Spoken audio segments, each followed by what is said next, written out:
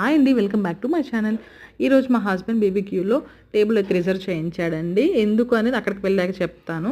So మా వాడు ముందుగా వేసినటువంటి డ్రెస్ చూసారు కదా, ఎండింగ్లో ఎలా ఉందో కూడా మీరు చూడండి ఒకసారి.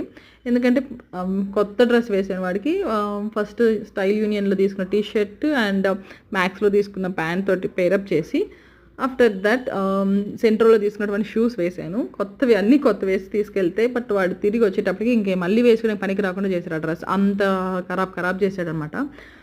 సో బీబీక్యూకి ఎందుకు వెళ్ళాము అంటే, ఫస్ట్ ఇక్కడ పానీపూరి గురించి చెప్పాలి. ఈ పానీపూరి పెద్ద టేస్ట్ అనిపించలేదు నాకు. ఎందుకంటే పెద్ద రెస్టారెంట్లు బాగా చేయరు కదా.